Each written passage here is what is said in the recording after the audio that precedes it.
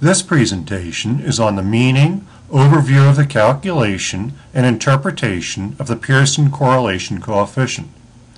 The coefficient is designed to give us an easy-to-understand estimation of the direction and strength of the relationship between two interval-level measured variables.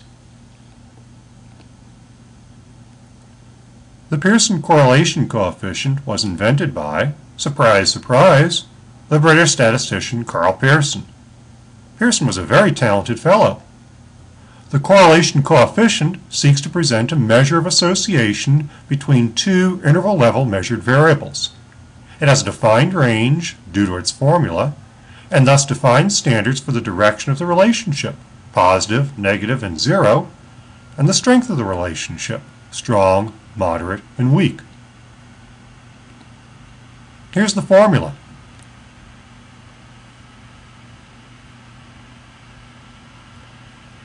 We want to actually calculate any correlation coefficients, as that process is even more complex than the independent samples t-test, but I want you to have an idea of how the correlation works to tell us the strength and direction of the relationship.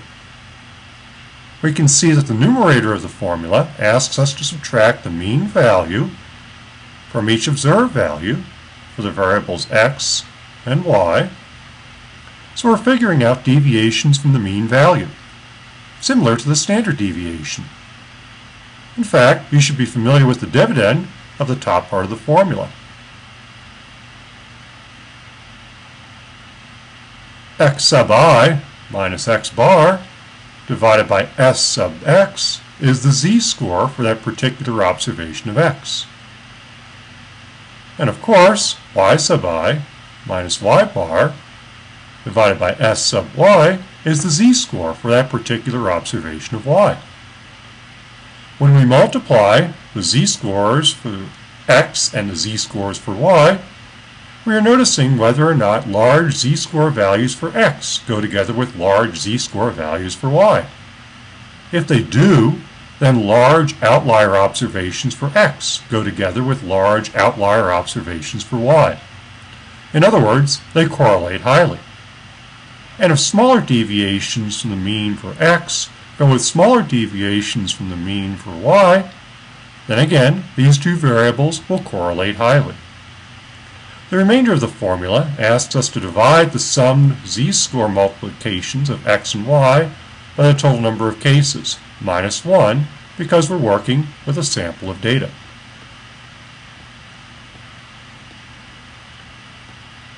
When we calculate a positive number for the Pearson correlation, we call that a positive relationship. Perhaps it's easier to envision a positive relationship using a scatter plot. Here's an example of a positive correlation. The scatter plot is from gapminder.org, an excellent source of public data on countries around the world. The data are from 2010. Per capita income is on the x-axis, while life expectancy is on the y-axis. We can see easily that for countries in the scatter plot, as income increases, so does life expectancy. The larger the dot, the larger the population of the country. Here's a big point. Correlation does not imply causation. We normally model relationships as x, the independent variable, causing y, the dependent variable. But in this instance, it's easy to imagine that wealthier people live longer lives because they can afford excellent health care and easily satisfy basic needs, food, water, and shelter. But it's equally plausible to imagine that people leading longer lives can also accumulate more income. So causation is ambiguous, and Pearson correlation does not have anything to say about causation. Here's an example of a negative correlation. Female literacy rates on the x-axis and child mortality rates on the y-axis. Again, the scatter plot comes from gapminder.org. As we can see, as the literacy rate for females increases, the child mortality rate decreases. presumably from better educated women learning more about healthcare needs and having access to healthcare. And here's an example of zero correlation. Once again, the example comes from gapminder.org, and it's of total number of personal computers in the country on the x-axis, correlated with child mortality on the y-axis. The data appear to be in a square or a rectangle of sorts, so there's no discernible pattern to the data.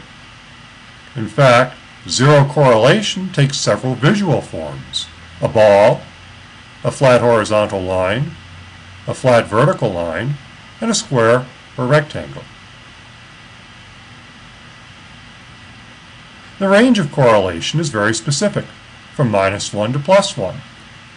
This allows us to compare correlations for the relative strength and weakness. The strongest correlations are -1, negative, and +1, positive.